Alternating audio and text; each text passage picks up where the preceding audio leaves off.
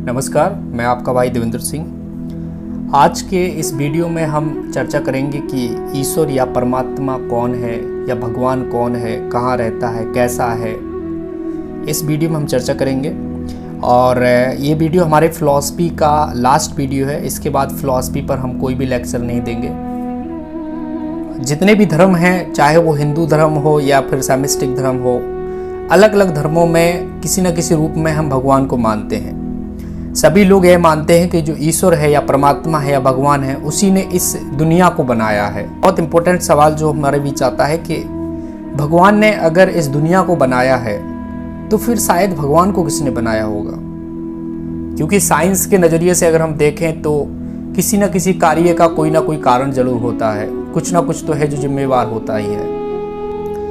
तो आज हम जानेंगे कि भगवान या ईश्वर आखिर है कौन। दोस्तों, भगवान पर हम सभी पूजा पाठ करते हैं और आंख बंद करके भरोसा भी करते हैं। सवाल एक बहुत बड़ा गहरा रहता है, क्या जो ईश्वर है वो क्या मूर्ति जैसा दिखता है? दोस्तों, जैसा हमें वेद या पुराण या धार्मिक ग्रंथों में बताया जाता है, क्या वास्तविकता में ईश्वर वैसा ही है? अगर हम ईश्वर की बात करें या भगवान की बात करें तो दोनों की जो नाम है उनके पर्यायवाची एक ही माने जाते हैं। ईश्वर या फिर भगवान वो एक ही माना जाता है। और अगर हम दुनिया के धार्मिक ग्रंथों की बात करें तो भगवान को अनेकों रूप में वर्णन मिलता है। जैसे रामायण के रचयिता महर्षि वाल्मीकि जी थे, जिन्होंने समाज को भगवान श्री राम के रूप में अवतरित कराया। उसी प्रकार से रामायण को जब लोग पढ़ते गए तो श्री राम भगवान के रूप में लोगों के अंदर एक विश्वास जागा, और लोग के अंदर जब विश्वास आया और लोगों के अंदर श्री राम भगवान का रूप बनता चला गया। रामायण की पूरी कहानी हम सबको पता है मेरे दोस्तों। सेम उसी प्रकार से अगर हम देखें तो अलग अलग धर्मों में, चाहे वो बाइबल हो, कुरान हो या फिर गुरु ग्रंथ हो, उनमें भी एक महान व्यक्ति का दर्शन मिलता है जिन्होंने ईश्वर को जान लिया था। इंसान ने उन्हें अल्लाह, भगवान या जीसस या वाहेगुरु मान लिया। तो जो भी धार्मिक ग्रंथ हैं इंसान द्वारा ही लिखे हुए हैं, जिसने अपने अपने समय में प्रचलित महान व्यक्ति की कथा को पूरी दुनिया में फैलाया। पहले तो उनकी बातों को लिखा संस्कृत में, पंजाबी में, उर्दू में। लिखने के बाद उसका प्रचार किया। जैसे जैसे लोगों के बीच धार्मिक ग्रंथों की पहुंच बढ़ती गई, वैसे वैसे उस पर यकीन करने वालों की संख्या ही बढ़ती गई। इस प्रकार से एक महान व्यक्ति को भगवान की उपाधि देकर उनका रूप, रंग, आकार तय किया गया। फिर उसी रूप में मूर्ति बनाकर लोगों के बीच प्रस्तुत किया गया। यानी कि आप जिनकी मूर्ति की पूजा करते हैं वो अपने समय में एक ज्ञानी महान पुरुष थे जिन्होंने ईश्वर को पहचान लिया था। इस काम में धार्मिक ग्रंथों को लिखने में ऋषि मुनि, पादरी, मौलानाओं का अहम हाथ है। जैसे एग्जाम्पल फॉर मैं आपको समझाना चाहूँगा कि क्रिकेट जगत में हम सचिन को भगवान मानते हैं। क्या वो सच में भगवान है? सचिन भगवान नहीं है, लेकिन उसी प्रकार से अपने समय में श्री राम या श्री कृष्ण उस समय बहुत ज़्यादा प्रचलित थे, जिन्होंने भगवान को पहचान लिया था। तो भगवान क्या है आप समझ गए होंगे। जिनकी पूजा तुम मूर्ति के रूप में करते हो वो उस समय के एक महान पुरुष थे। आज हमारा देश हो या पूरी दुनिया हो, उन्हीं के संदेशों के हिसाब से हमारी दुनिया आज आगे बढ़ रही है। आप समझ गए होंगे कि आखिरकार भगवान कौन होता है। हमारा सवाल है कि ईश्वर क्या है, कौन है फिर ईश्वर? ईश्वर का कोई रंग, रूप, आकार नहीं होता है, वह तो निराकार है। ना तो ईश्वर कोई स्त्री है ना कोई आदमी है। आपका एक डाउट मैं क्लियर कर दूं, ईश्वर कोई व्यक्ति भी नहीं है जो आसमान में बैठा हो। आपको बचपन से यही सिखाया जाता है कि जो भगवान है या ईश्वर है वो आसमान में बैठा है और आपका लेखा जोखा रखता हुआ, तो आप एक गलत फहमी में हैं। ईश्वर कोई व्यक्ति नहीं है जो आसमान में बैठा और आपका लेखा जोखा रख रहा हो। ना ही ईश्वर कोई देवी या देवता है। ईश्वर ना तो ब्रह्मा है, ना विष्णु है, ना महेश भी नहीं है। ना ईश्वर जल है, अग्नि है, वायु है, ना ही पृथ्वी है। ईश्वर ना दुर्गा है, ना ही राम है, ना कृष्ण है, ना बुद्ध है। ईश्वर ना कोई माता है, ना पिता है, ना ही गुरु है। ईश्वर किसी का स्वामी भी नहीं है, ना ही उसका कोई स्वामी है। वह चारों तरफ होकर भी नहीं है। ईश्वर को समय और स्थान से कोई फर्क नहीं पड़ता, ना ही ईश्वर को प्राप्त किया जा सकता है। ईश्वर ना धरती पर है ना आकाश में है, वह तो सर्वत्र होकर भी अकेला है, एकांत है। ईश्वर ना किसी को सजा देता है ना किसी को शाबाशी। ईश्वर सृष्टि के निर्माण से पहले भी था और सृष्टि के खत्म होने के बाद भी ईश्वर रहेगा। इस ब्रह्मांड से ईश्वर सबसे दूर मौजूद है, लेकिन सबके पास भी मौजूद है। वह भूत भविष्य वर्तमान तीनों में व्याप्त है। ईश्वर केवल एक है। ईश्वर जैसा कोई दूसरा भी नहीं है। ना तो किसी को बंधन में बांधता है ना तो किसी के बंधन में बंधता है। ईश्वर की ना तो कल्पना की जा सकती है, ना ही उसे कोई आकार दिया जा सकता है, और ना ही उसे हम मूर्ति के रूप में बना सकते हैं। ईश्वर अजन्मा है। अजन्मे का मतलब होता है जिसने ना तो कभी जन्म लिया और ना कभी उसकी मौत होगी। ईश्वर ना तो कोई प्रारंभ है ना तो कोई उसका अंत है, ना कभी भी ईश्वर समाप्त हो सकता है। ईश्वर तो सिर्फ एक आनंद की अनुभूति है।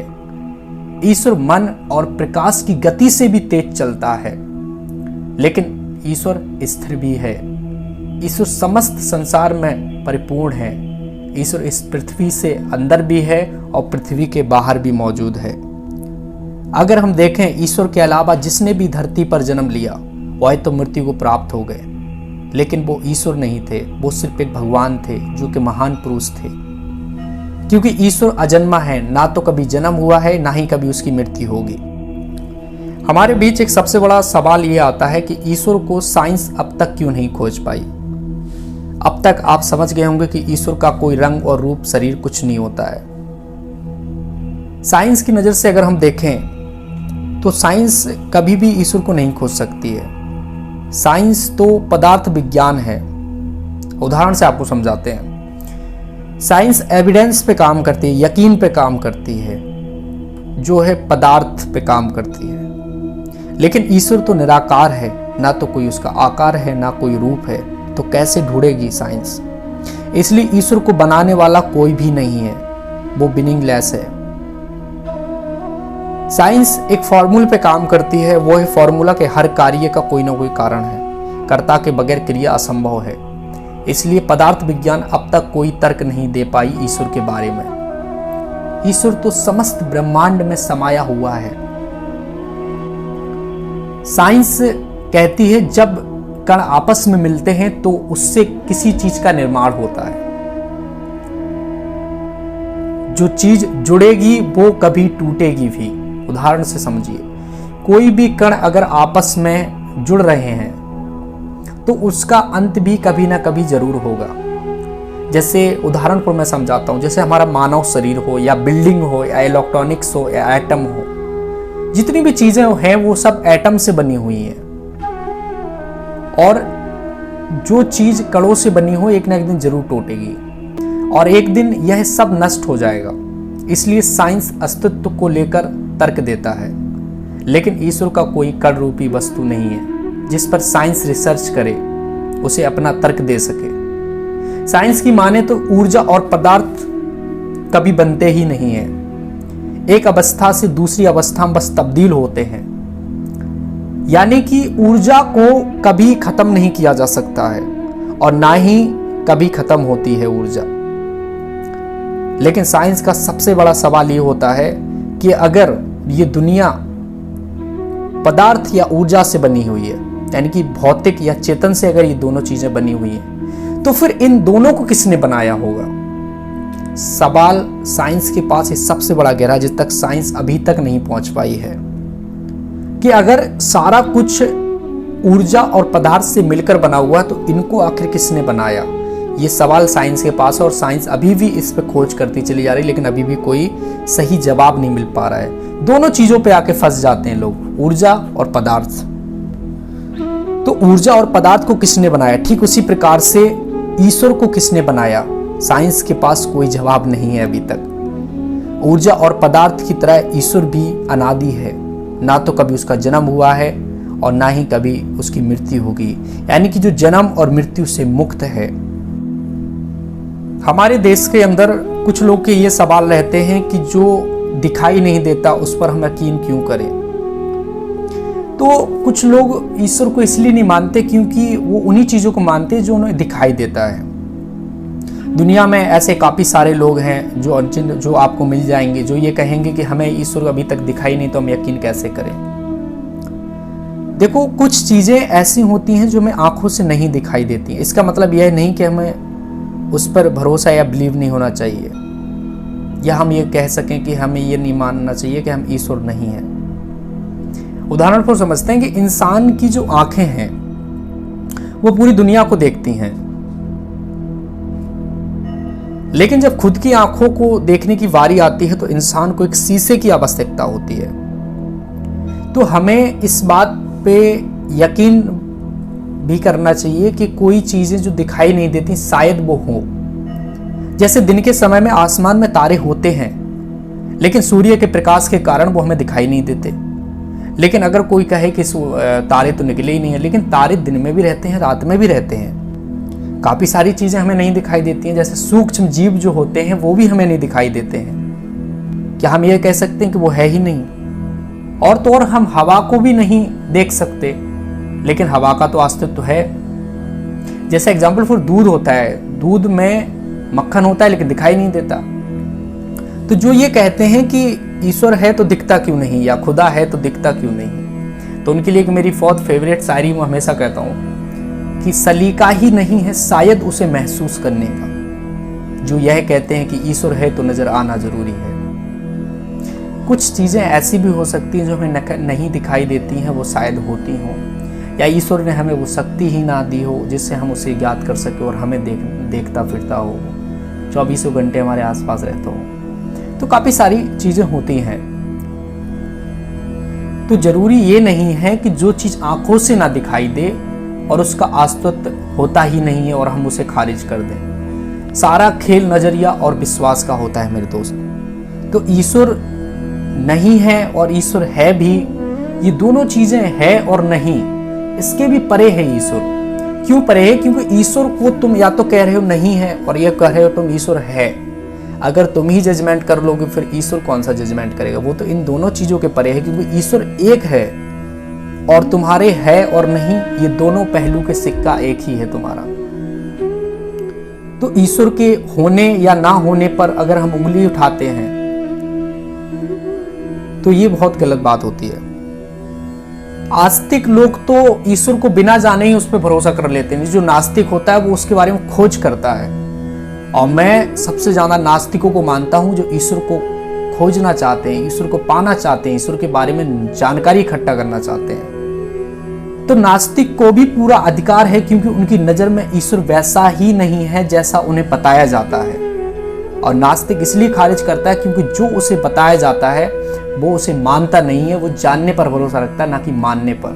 तो इसलिए मानो मत, जानो कि ईश्वर आखिर है क्या और भगवान क्या है। ईश्वर और भगवान में बहुत फर्क है। इसलिए नास्तिक कहते हैं कि ईश्वर एक अंधविश्वास है।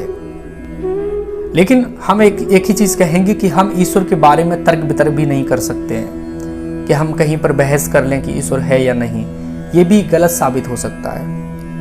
मैं सिर्फ ईश्वर के बारे में इतना जानता हूं कि मैं कुछ नहीं जानता हूं। ईश्वर है या नहीं, मैं इसके बारे में कुछ भी नहीं जानता हूं। अगर आप नहीं जानते ईश्वर के बारे में तो आप कह सकते हैं कि मैं कुछ नहीं जानता हूं, मैं सिर्फ इतना ही जानता हूं बस। एक सवाल आता है कि ईश्वर आखिर क्या काम करता होगा। तो मैं आपको बता दूं, ईश्वर ने ना तो किसी को अपना डाकिया बना रखा है और ना ही उसका कोई खबरी है जो इस पृथ्वी से कोई खबरें ले जाता हो, इसने आज ये किया, इसने आज वो किया। ईश्वर का ना कोई यमराज है, ना ही कोई संदेश वाहक है। जो भी ईश्वर को जानना चाहता है उसे अंतर आत्मा से चिंतन करना होगा, तब वो ईश्वर के बारे में जान सकता है। हम जिन्हें भगवान कहते हैं, चाहे वो श्री राम हो या श्री कृष्ण हो, यह एक महान पुरुष थे जिन्होंने ईश्वर को जान लिया था। और आज इनके संदेश वाहक जिन्होंने धार्मिक ग्रंथ लिखे हैं, जिन्हें हम ऋषि मुनि कहते हैं, पादरी कहते हैं, मौलवी कहते हैं, इन्होंने धार्मिक ग्रंथों को लिखा और इन्हीं महान पुरुषों ने भगवान रूपी के वचन सुने और उनकी स्तुति तैयार की। वेद बनाए, बाइबल को लिखा, कुरान लिखा, गीता लिखी, रामायण लिखी। इनके वचन, वाणी, प्रेम लीला, इनको संसार में फैलाया। तो आज आप जिन्हें भगवान मानते हैं वह एक महान पुरुष थे।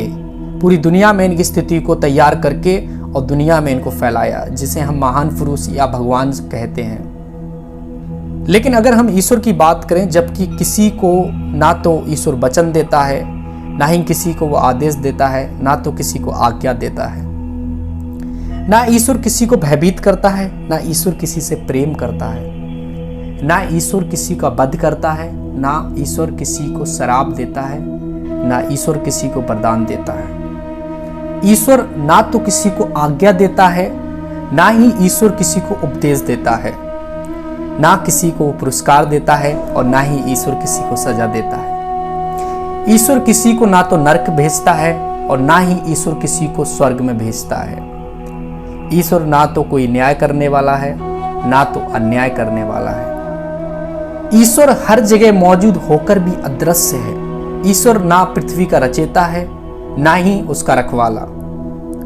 लेकिन ईश्वर के होने से यह ब्रह्मांड, पृथ्वी, तारे, सूर्य, नक्षत्र आदि काबू में रहते हैं। तो आप समझ गए होंगे आखिर ईश्वर कौन है।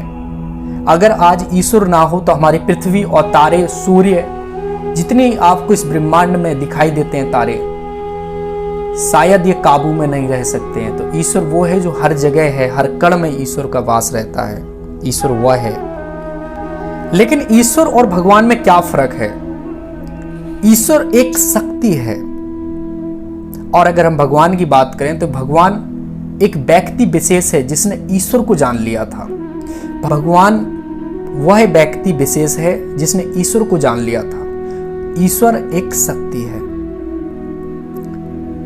ईश्वर असीम है, अनंत है, जिसका कोई अंत नहीं होता है। लेकिन भगवान सीमित शरीर और आयु में होते हैं, इसलिए उनकी जन्म जयंती या निर्माण जयंती मनाई जाती है। अगर हम ईश्वर की बात करें, ईश्वर उनके होने से सब कुछ है और भगवान इंसान के पालक नहीं है, मार्गदर्शक हैं जो ईश्वर की अनुभूति का मार्ग बताते हैं। इसलिए हम ईश्वर को गॉड कहते हैं और भगवान को लॉर्ड कहते हैं। लॉर्ड ऑफ कृष्णा आपने वर्ड सुना होगा। तो जो भगवान होता है उन्हें हम लॉर्ड कहते हैं और ईश्वर होता है उसे हम गॉड कहते हैं। अगर हमारे इस वीडियो में आपके मन में कोई डाउट रह गए हों, आपके मन में कोई सवाल रह गए हों, अभी भी आपका डाउट अगर भगवान या ईश्वर के नाम से क्लियर ना हुआ हो, तो दोस्तों मैं आपसे कहूँगा कि आप जिस चीज़ पर विज्ञान फोकस कर रही है, साइंस फोकस कर रही है कि आखिरकार ऊर्जा और पदार्थ को किसने बनाया, तो मैं कहूँगा आप भी उसी चीज़ पर फोकस करें, तो शायद आपका भी सवाल क्लियर हो जाएगा। दोस्तों फिलॉसफी पर आज हमारा ये लास्ट वीडियो था। तो फाइनली बेस्ट ऑफ लक दोस्तों। धन्यवाद दोस्तों।